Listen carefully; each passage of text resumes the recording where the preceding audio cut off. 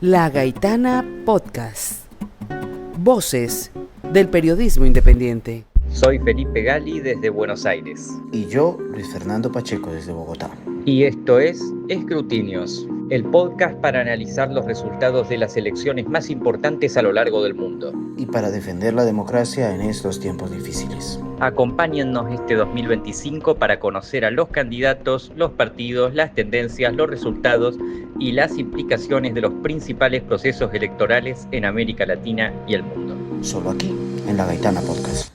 Bueno, y les damos la más cordial bienvenida a este 11º capítulo de la primera temporada de Escrutinios, el podcast producido de la mano entre la Fundación Universitaria Los Libertadores y la Gaitana Periodismo Independiente para analizar procesos electorales. Y en este 11º capítulo volvemos a América Latina con uno que nos tenía en ascuas, la segunda vuelta o el balotage, como le dicen en otros países, en Bolivia, que ponía a disputar a Tuto Quiroga y Rodrigo Paz. Y me acompaña, como es habitual, mi contertulio en estos espacios, Felipe Gali, analista político y estudiante de ciencia política. Felipe, bienvenido a Escrutinios, como es habitual. Perfecto, un gran saludo a todos los que nos están escuchando. La verdad, una alegría hablar de una elección que dentro de todo, con sus matices, salió bastante bien. Así que un placer hablar de Bolivia y un abrazo a todos los que nos están escuchando. Pues como es ya habitual en nuestra mesa, Felipe, cuando analizamos procesos recientes, cuéntanos qué pasó anoche exactamente, cuál es el balance del cierre de la jornada electoral en Bolivia. Bueno, vamos a pasar por el resultado, tal cual fue. Ya veníamos de una segunda vuelta, de la cual creo hicimos un capítulo ya en el que repasamos un poco el preludio. Pero lo que se celebró ayer fue la segunda vuelta de las elecciones presidenciales. En la primera vuelta, en agosto, se habían celebrado también las elecciones parlamentarias, y en esta segunda vuelta habían llegado el candidato Rodrigo Paz Pereira del Partido Demócrata Cristiano con un 32% de los votos, contra el candidato de la Alianza Libre, Libertad y Democracia, de poco más a la derecha, Jorge Tuto Quiroga, el expresidente. Fue un proceso electoral bastante largo, ¿no? Con una campaña muy larga de 2 meses, durante la cual hubo debates, hubo también sus roces y también sus dudas en torno a quién iba a ganar. Hubo encuestas bastante inciertas. En Bolivia las encuestas tienden a fallar. La mayoría daban un triunfo de Tuto Quiroga. Y en última instancia fue todo lo contrario. Tenemos un contundente triunfo para Rodrigo Paz con un 54% de los votos válidos contra el 45% del expresidente Quiroga. Afortunadamente la jornada electoral fue tranquila, fue pacífica, y la mayoría de los actores implicados, incluyendo el expresidente Evo Morales y finalmente Quiroga, a pesar de los reclamos de parte de su militancia de que denunciara un fraude electoral, reconocieron el resultado y felicitaron a Rodrigo Paz, así que parece que va a haber una transición pacífica en Bolivia. Vamos pues entonces, Felipe, a desmenuzar ese resumen que nos has hecho. Es la primera vez en 2 décadas que la izquierda, el MAS, el movimiento fundado por Evo Morales, no entra ni siquiera a segunda vuelta y está no solo marginado, sino que, como hablábamos en el primer capítulo, cuando vimos la primera vuelta y las parlamentarias, pues también tuvo unos pésimos resultados en el Congreso boliviano. Entonces aquí empecemos por la izquierda. ¿Cuál crees que sea su rol ahora y cómo se desarrollará el papel tanto de Morales como de su hoy rival, el actual presidente Luis Arce, y qué rol crees que va a tener este partido y esta fuerza en los años venideros en el gobierno de Paz Pereira? Bueno, yo creo que primero para eso hay que hacer un repaso sobre lo que ocurrió con la izquierda boliviana. Hay que tener en cuenta que todo esto nace del conflicto entre el presidente saliente Luis Arce y el expresidente Evo Morales por el control del Movimiento al Socialismo, el MAS, que es el partido de izquierda que ha ganado todas las elecciones desde el año 2005. Este movimiento indigenista, con fuerte base en los indígenas de la región occidental, una de las regiones del occidente boliviano con mayor proporción de indígenas de toda la América postcolonial, es un movimiento que además fue un ícono regional en ese sentido, y este conflicto entre el presidente Arce y el expresidente Evo Morales, y sumado a la crisis económica galopante que vive el país, ¿no? Con una inflación muy elevada, un alto déficit, una el aumento de los precios, el costo de vida, en fin. Todo eso junto terminó por debilitar enormemente al movimiento y se salda con un conflicto institucional cuando Evo Morales intenta volverse a presentar como candidato, pero no lo puede hacer debido a la prohibición constitucional después de haber cumplido 2 mandatos en el cargo. El presidente Luis Arce se niega a pujar por permitir una candidatura de Evo Morales y el Poder Judicial, que dejaba bastante que desear cuando fallaba a favor de Evo Morales y ahora con los mismos jueces sigue dejando bastante que desear en otras cuestiones, le falló en contra de Evo Morales y no le permitió competir nuevamente. Entonces, en ese contexto, Evo Morales rompe con el movimiento al socialismo, funda su propia formación de carácter personalista, Evo Pueblo se llama, y llama a votar nulo. De vuelta dentro del MAS, se dividen entre los movimientos que apoyan al presidente Arce y los que quieren una renovación en la izquierda sin Evo y sin Arce, y compite Andrónico Rodríguez como candidato, de esta izquierda como más rejuvenecida, y del Castillo, Eduardo del Castillo, el candidato del movimiento al socialismo oficial. Ambos salen diezmados en la primera vuelta. El voto nulo de Evo Morales es la proporción más alta entre los votos de izquierda. Y finalmente es Rodrigo Paz, que recordemos que ninguna encuesta lo ponían en la segunda vuelta, antes de la primera, termina dando la sorpresa porque logra precisamente captar esos votos del occidente indígena boliviano, una buena proporción de esos votos, al punto que logra más votos que los que logra el voto nulo que favorecía Evo Morales en casi todos los departamentos de mayoría indígena y casi todos los departamentos del occidente, con la sola excepción del bastión personal de Evo Morales, que es Cochabamba. Y ahora, de cara a la segunda vuelta, Rodrigo Paz logra captar definitivamente estos votos como una forma de contrarrestar, ¿no?, lo que es una victoria electoral de un ala derecha mucho más dura, apoyada en el oriente boliviano, que es donde está el epicentro del poder económico del país, y al que Tuto Quiroga representaba como principal exponente. Bueno, en ese contexto vemos que el voto nulo cayó considerablemente. De hecho, el voto nulo en la segunda vuelta de ayer, que en las segundas vueltas a nivel global suele aumentar, en esta ocasión disminuyó a un 5%. O sea, es lo normal en una elección normal, ¿se entiende? Sin nadie importante boicoteando. Es decir, Entonces, que el llamado boicot no funcionó, sin lugar a dudas. No solo eso, Evo Morales en esta ocasión no llamó al boicot. O sea, no hizo una campaña tan agresiva por él. Declaró que iba a votar nulo, fue a votar, votó, a pesar de que pesa una orden de captura en su contra, fue a votar en Cochabamba, protegido por sus partidarios. Y después, cuando se confirmó el resultado, él declaró que no votó a ninguno de los dos, pero dijo que Rodrigo Paz había ganado con votos evistas. Lo dijo así directamente. Bueno, y aquí viene entonces la segunda pregunta, sin dejar el tema de la izquierda. Cuando hicimos el balance de primera vuelta no teníamos claro todavía el número de congresistas y qué rol va a tener el legislativo. Hoy, con unos días más de mirada, con un par de semanas de hecho, ¿cuál va a ser el rol de ellos? ¿Cómo quedaron representados en el Congreso finalmente la izquierda?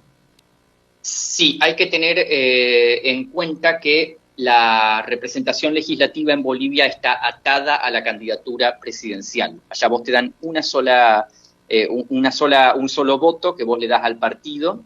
Después tenés otro voto que es el uninominal, en las circunscripciones uninominales, pero bueno, tu candidato tiene que ganar y en conclusión la izquierda en ese sentido salió barrida.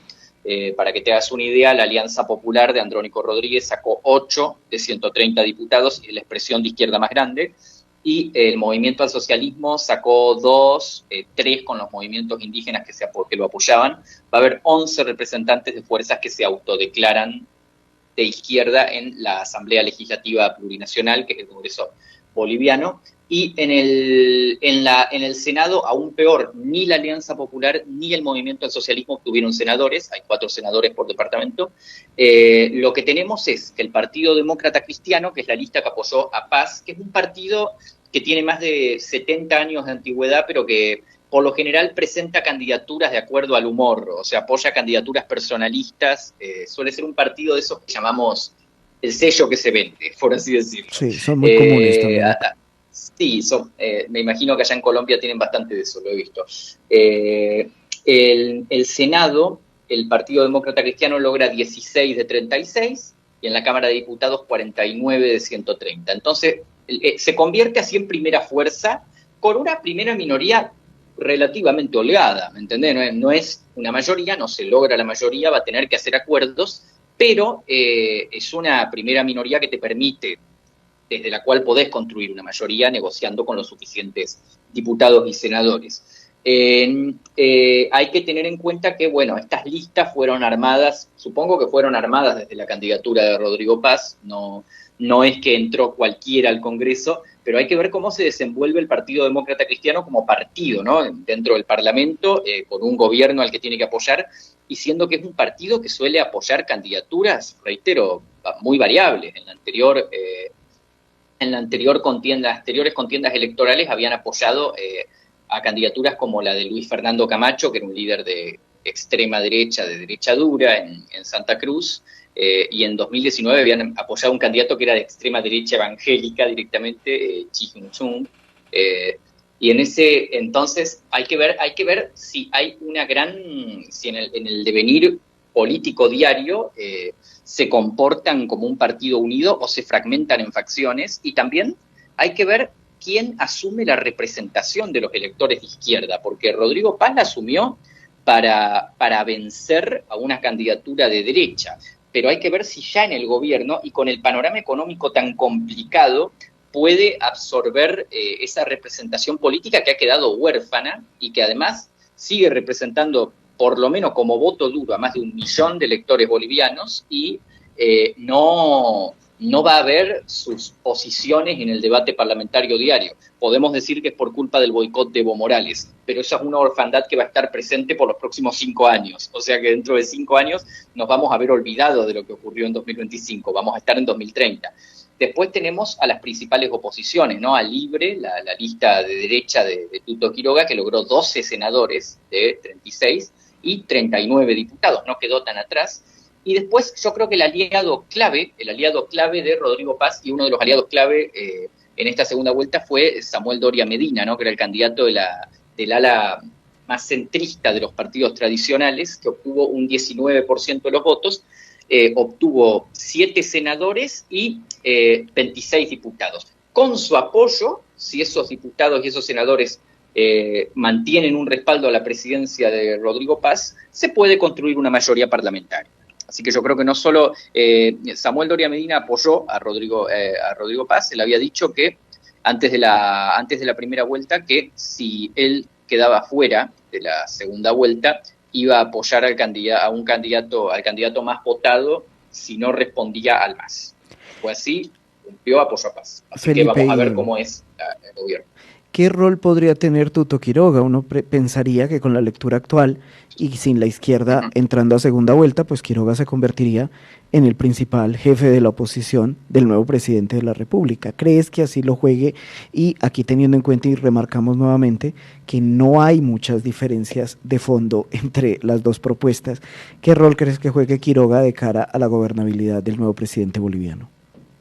Hay cosas muy, muy importantes en tu pregunta, Luisfer, que de verdad son muy pertinentes, o sea, que hay que analizarlo bien y hay que ir al fondo de qué es lo que salió mal con la candidatura de Tuto Quiroga y qué es lo que queda para el futuro de la derecha boliviana, no solo eso, y también para contrastarlo un poco con Rodrigo Paz, ¿no? Porque qué diferencias le vieron, por ejemplo, los electores indígenas, los electores del occidente, para elegirlo. No solamente el rechazo a una figura que representaba la élite tradicional previa a Evo, y en eso también fue muy enfático Paz, ¿no? Cuando hizo su campaña, que hablaba de dejar ir el pasado. ¿Le hablaba al votante opositor para intentar captarlo o le estaba hablando al votante indígena para que no volviera la derecha tradicional previa? Eso es algo también para discutirlo. Y en cuanto a Quiroga, ¿no? El papel que puede asumir, veamos cómo fue esta candidatura. Hablamos de una candidatura que tuvo algunas actitudes muy caóticas, ¿no? Tuto Quiroga representa un conservadurismo tradicional latinoamericano que en buena parte del continente ha perdido vigencia, ha perdido fuerza. O sea, yo te estoy hablando de figuras que se remontan a las décadas de los 60, 70, 80, ¿me entendés? No te estoy hablando, por ejemplo, de Milei, ni siquiera te estoy hablando de algo como Uribe allá en Colombia, te estoy hablando de algo como el Partido Conservador colombiano, ¿me entendés? algo anticuado, que intentó hacer una campaña con la estética y las propuestas de gente como Javier Milei, por ejemplo. Pero no te sale, no salía esa mimetización, y lo tenías a Quiroga asumiendo una posición de republicano comedido, tradicionalista, pero con una militancia agresiva, que salió a decir que Rodrigo Paz era un reemplazante de Evo, que salía con las mismas estéticas, la misma retórica de zurdos de mierda, o sea, lamento el término, que vemos usar mucho acá en Argentina con Milei, y en ese contexto hay un desfasaje más que evidente entre Tuto Quiroga y sus militantes. Primero eso, luego la decisión inmediata que tuvieron muchos de los militantes de Tuto Quiroga de cantar fraude, cuando se hizo evidente que iban a perder la elección, que el mismo Quiroga tuvo que salir a calmar los ánimos, a decir, no, yo no quiero desestabilizar el país, si tuviéramos prueba de incidencia las presentaríamos, vamos a seguir el conteo definitivo, pero yo ya lo llamé a Paz para felicitarlo, y vemos una actitud mucho más calma que la de la propia militancia. Entonces yo te digo, en los próximos años, ¿qué es lo que va a pasar? Porque acá la izquierda, como yo te dije, quedó huérfana, pero la derecha más dura también parece el camino a quedar huérfana en Bolivia. Parte de eso es que muchos de los opositores más radicales al levismo hoy están presos, como por ejemplo Camacho. Pero ambos candidatos, tanto Paz como Quiroga más enfáticamente que Paz, pero Paz también, prometieron liberar a lo que consideran que son presos políticos. Y cuando eso pase, van a surgir nuevos liderazgos en la política boliviana. Quién sabe si solo por derecha, quizá también surjan por izquierda. Pero esas alas más extremistas, que en esta segunda vuelta quedaron completamente periféricas, porque teníamos a dos candidatos con un talante bastante moderado en su accionar, van a volver con toda. Y si a eso le sumamos un gobierno que indiscutidamente va a ser muy difícil, o sea, el plano institucional puede estar relativamente atado, pero reitero, vos tenés a grandes segmentos de la sociedad sin representar, por derecha y por izquierda, y al mismo tiempo tenés un presidente recién llegado, con una estructura política muy endeble, y al mismo tiempo un panorama económico devastador, y además ganó Paz prometiendo un ajuste gradual y tranquilo. Y yo te lo digo desde ya, te lo digo subrayándolo y haciéndome cargo de mis palabras si después me equivoco, pero el ajuste en Bolivia, que se viene en Bolivia, va a ser duro. No va a ser tranquilo.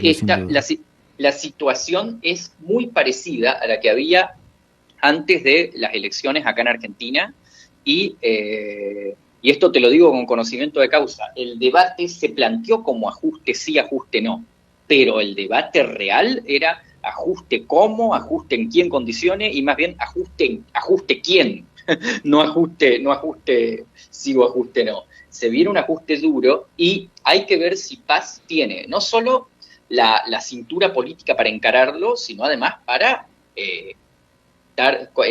tomar encima todo lo que le venga encima todo lo que eso significa. Va a venir, te estoy hablando de protestas, te estoy hablando de conflictividad social, quita de subsidios, el subsidio de, un ejemplo es el subsidio del diésel, las parálisis de los, ¿cómo es esto?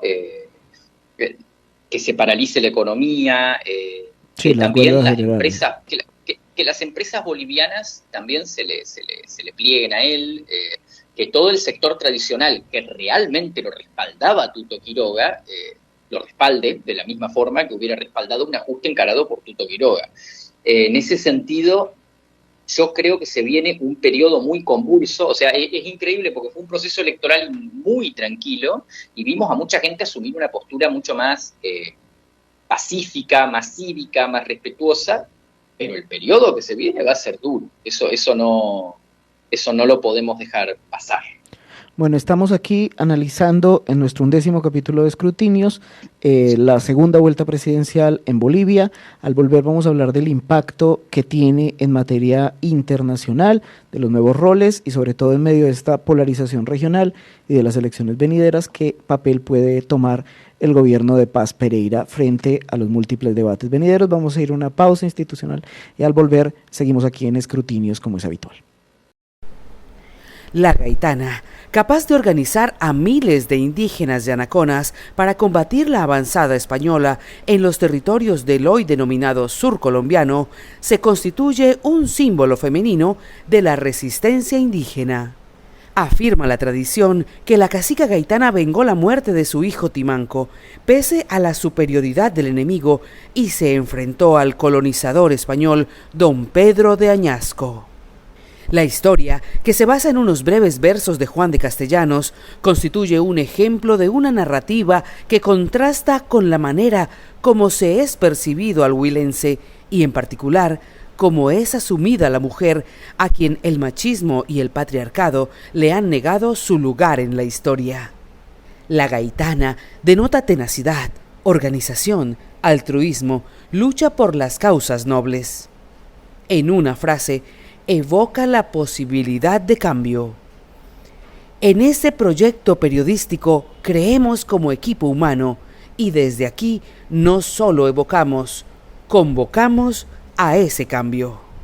Bueno, ya que estamos de vuelta en Escrutinios, el podcast para analizar elecciones, producido de la mano del Programa de Ciencia Política y Gobierno de la Fundación Universitaria Los Libertadores y de la Gaitana Periodismo Independiente. Estamos con mi habitual compañero de este podcast, Felipe Gali, y estábamos en el bloque precedente analizando un poco la foto de anoche, los resultados, los desafíos venideros y la probabilidad de un ajuste con su consecuente estallido social en un país que tiene una amplia historia de movilización social como es Bolivia.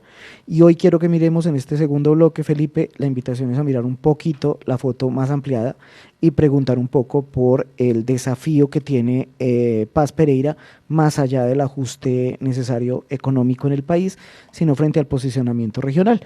Y hay una serie de hechos que me gustaría mencionar y que probablemente podamos conversar en un capítulo, ya analizándolos cada uno en un capítulo posterior de Escrutinios, y son hechos que han movido un poco a la región o que la moverán en el ambiente venidero. En primer lugar, la designación del Comité Noruego del Nobel de Paz, otorgado a la líder opositora venezolana María Corina Machado.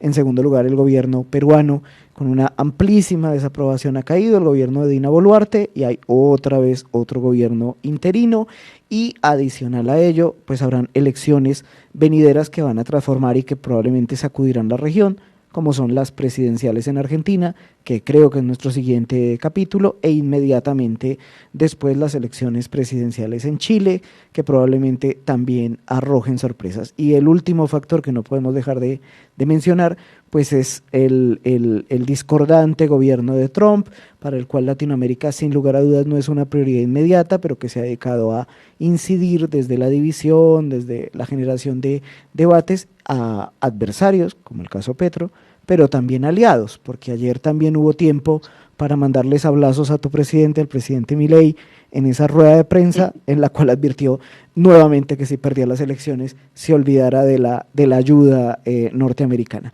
Con todo este, le voy a usar una palabra toda de ustedes, con todo este quilombo, ¿qué papel podría, dónde se va a ubicar Paz y qué hace en medio de este berenjenal latinoamericano venidero?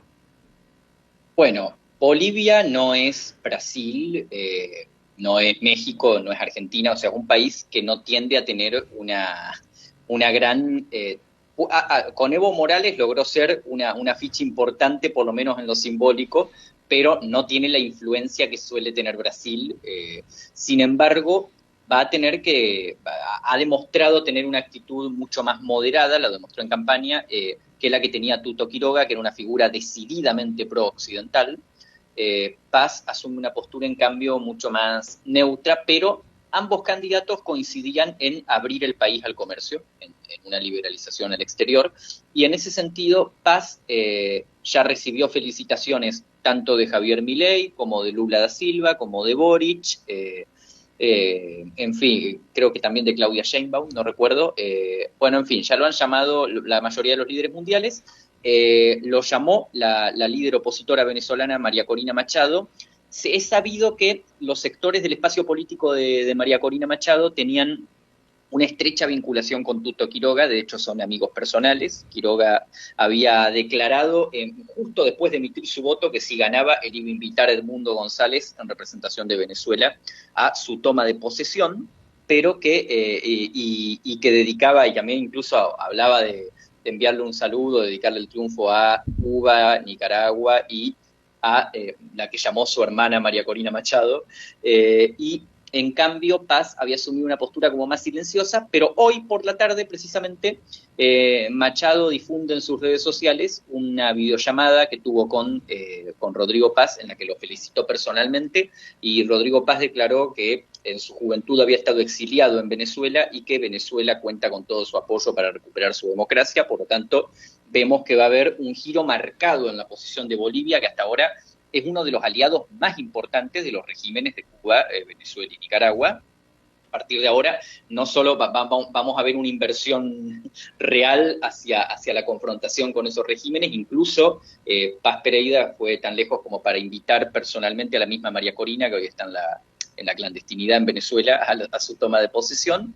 Y después yo creo que va a asumir una posición, sin embargo, no demasiado militante, si se quiere, sino una posición en línea con la que han tenido otros presidentes más neutros de la región, si se quiere, a cuestionar violaciones a los derechos humanos y a no meterse demasiado en el tema, y quizá intentar tener una vinculación más cordial con el gobierno de Trump, si es que eso es posible en las condiciones volátiles en las que está ese gobierno. Y bueno, pero indiscutidamente el próximo gobierno boliviano va a tener que abrirse un poco en lo internacional para poder tratar de salir de esta crisis. El mismo Paz Pereira hizo campaña con no recibir un préstamo del Fondo Monetario Internacional, que es algo que Quiroga había dicho abiertamente que haría, recibir un préstamo, uno de los temas más espinosos entre los que se discutieron en campaña.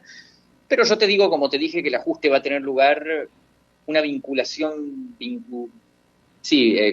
con algún elemento, con alguna entidad financiera global va a tener que tener lugar, así que yo creo que esos son los principales desafíos en política exterior que va a tener que enfrentar el nuevo gobierno boliviano. También está el tema del narcotráfico, que aunque hoy predomina Venezuela y, más Colombia también, Bolivia juega un papel muy importante, ¿no?, en lo que llaman la guerra al narco, en lo que llaman en la producción y el comercio de narcotráfico. Así que esos serían los principales desafíos internacionales que va a enfrentar el gobierno de Paz Pereira.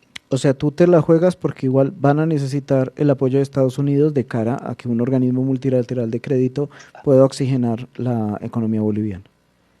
A nivel interno, como ya te dije antes, la situación quedó muy endeble para el gobierno de Paz. Va a ganar con una situación institucional que técnicamente le es favorable, pero con un montón de resortes cuestionables, como por ejemplo su vicepresidente Edman Lara, que destacó en campaña como una figura muy controvertida, diciendo que en el legislativo iba a mandar él y que si él no lo aprobaba, Paz no lo iba a poder aprobar. Eso fue algo bastante turbio de la campaña. Después está las vinculaciones que va a tener que tener sí o sí con las alas más duras de la derecha para poder aprobar leyes, para poder sancionar la reforma constitucional que prometió, que Quiroga también la había prometido. Y en ese sentido yo creo que en lo internacional no podría asumir tampoco una postura que esté muy desmarcada de Occidente. Yo creo que va a tener que haber un acercamiento, indiscutidamente lo va a haber, porque este gobierno que se viene va a ser mucho más, tenemos en cuenta que se están poniendo fin a años en los cuales hubo una confrontación directa. O sea, Bolivia durante los últimos 20 años tuvo presidentes que decían frases como el único país donde no hay golpes de Estado es Estados Unidos porque no hay embajada de Estados Unidos. Entonces, el tono ese se va a recontra relajar, ¿no?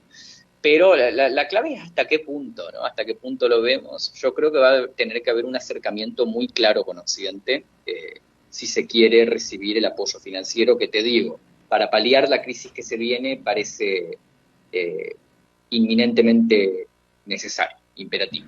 Pues Felipe, de verdad que ha sido muy interesante. Hemos empezado a desatar los nudos de este año electoral que tú vaticinaste hace varios programas, como un año de elecciones imprevistas.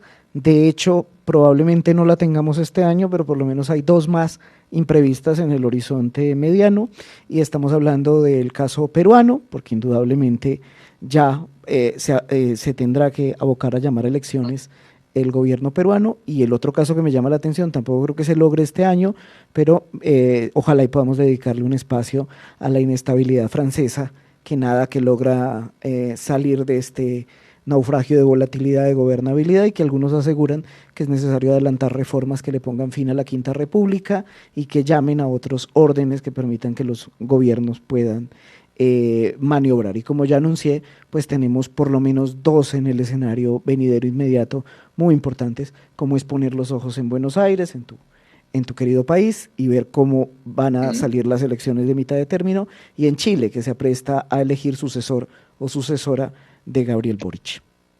Y te sumo otra. No nos olvidemos de Ecuador, que van a votar las reformas que propone el presidente Noboa en un contexto de crisis política y de represión tremenda. O sea, le mando un abrazo a los ecuatorianos que nos vean. La verdad que son casos muy duros de seguir. Pero sí, hay que estar atentos también a Chile y acá a Argentina. Bueno, vamos a ver qué ocurre la semana que viene. También las primarias del Pacto Histórico, habías dicho, ¿no? Sí, país. también tenemos primarias, aunque seguramente tendrá amplia discusión jurídica después, por cuanto el candidato Daniel Quintero dijo que no acudiría a ella, los tarjetones ya están impresos, así que veremos qué tantos votos obtiene un candidato que dice que no juega y que se enfrenta a no poder, jurídicamente no podría de entrada presentarse a ninguna nueva consulta, ni por supuesto a las elecciones de mayo próximo, pero él insiste que sí, así que probablemente, como acostumbramos en nuestro país, esto terminarán dirimiéndolo los jueces en medio de una pelea jurídica importante. Felipe, muchísimas gracias por este capítulo de Escrutinios. Muchísimas gracias a vos, Luis Fer, y un abrazo muy grande a todos los que nos están viendo y a los que nos van a ver después. Bueno, y a nuestros oyentes habituales, recordarles que Escrutinios es un podcast producido de la mano entre La Gaitana Periodismo Independiente y la Fundación Universitaria Los Libertadores, que lo encuentran en las principales plataformas de audio buscando Escrutinios, que también está en nuestra página web, La Gaitana, www.lagaitana-periodismo.com, y que Felipe Gali es un analista consagrado en temas electorales, que por tiempo nosotros hacemos una selección, pero que si van a sus cuentas de X, que es @fescrutinios en X, van a tener muchísimo más análisis, igual que seguimos con el canal de YouTube, ¿verdad, Felipe? Sí, pero todavía está medio congelado. Bueno, en YouTube también, pero por lo menos vamos a X, y a La Gaitana la encuentran como La Gaitana P en X y La Gaitana Periodismo en las demás redes. Ha sido un placer y síganos acompañando, que vamos avanzando en este año electoral, en esta primera temporada de Escrutinios. Que tengan una feliz semana cuando quiera que escuchen este podcast. Escrutinios es una idea original de Felipe Gali y Luis Fernando Pacheco, producido por La Gaitana Periodismo Independiente. El diseño sonoro es de Dani Cortés, la edición es de Diego Achuri y la voz institucional de La Gaitana es de la poetisa Ana Patricia Collazos. Este fue un producto de La Gaitana Periodismo Independiente. Pueden visitar nuestra página web www.lagaitana-periodismo.com y seguirnos en Facebook como La Gaitana Periodismo Independiente, en Instagram, TikTok y X como La Gaitana Periodismo.